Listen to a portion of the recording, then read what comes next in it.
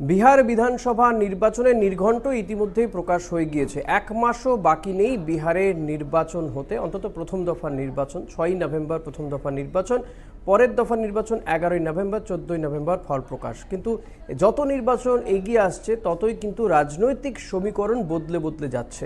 এই মুহূর্তে যে আপডেট আপনাদের সামনে নিয়ে এসেছি আমরা, বিহার বিধানসভা নির্বাচনের আগে নীতিশ কুমারের ঘর ভাঙতে চলেছে সন্তোষ কুশওয়া, যিনি জেডিইউর সাংসদ দুবারে 2014 এবং 2019-এ তিনি জেডিইউর টিকিটে সাংসদ নির্বাচিত হন, যদিও তিনি এর আগে বিজেপিতে ছিলেন। সেই সন্তোষ কুশওয়া শোনা যাচ্ছে তিনি জেডিইউ ছাড়তে চলেছেন। জেডিইউ ছেড়ে তিনি কোথায় যাবেন? তিনি কি বিজেপিতে যাবেন, আবারও ফিরবেন?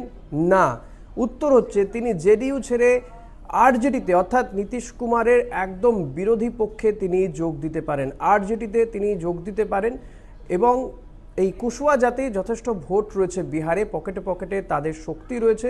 তো যদি এই সন্তোষ কুশওয়া আরজেডিতে যোগ দেন, নিঃসন্দেহে জেডিইউর জন্য এবং এনডিএ জোটের জন্য বড় ধাক্কা হতে চলেছে ভোটের আগে।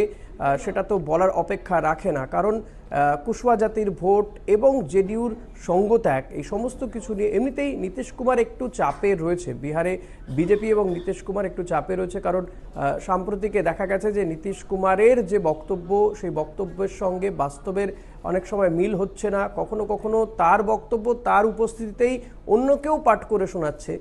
আবার এলজেপি মাঝে মধ্যে তারাও বেগরবাই করছে যে এলজেপির সেখান থেকেই মুখ্যমন্ত্রী পদপ্রার্থী করতে হবে। এই সমস্ত কিছু নিয়ে এনডিএ জোট এমনি কিছুটা চাপে রয়েছে বিহারে। তার মধ্যে থেকে একের পর এক নেতারা যদি দল ছেড়ে অন্য দলে এবং বিশেষ করে বিরোধী দলে গিয়ে নাম লেখায়, তাহলে তো চাপ আরও বাড়ে, এটা তো বলার অপেক্ষা রাখে না।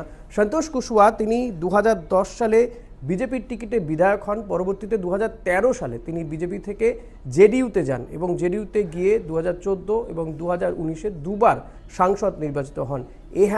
এমন একজন নেতাকে কিন্তু জেডিইউ হারাতে চলেছে। তবে শুধুমাত্র তিনি যে জেডিইউ ছেড়ে আরজেডিতে যাচ্ছেন এমনটা নয়, তিনি তো তার অনুগামীদের নিয়ে যাবেন। পাশাপাশি তিনি গিয়ে আরজেডিতে গিয়ে কী করবেন?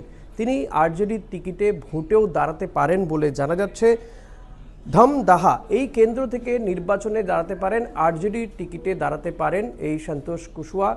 ফলত জেডিইউ কিন্তু এই সন্তোষ কুশওয়াকে হারিয়ে আরও চাপ বাড়বে বিহারের নির্বাচনে, বিধানসভা নির্বাচনে, সেটা আর বলার অপেক্ষা রাখে না।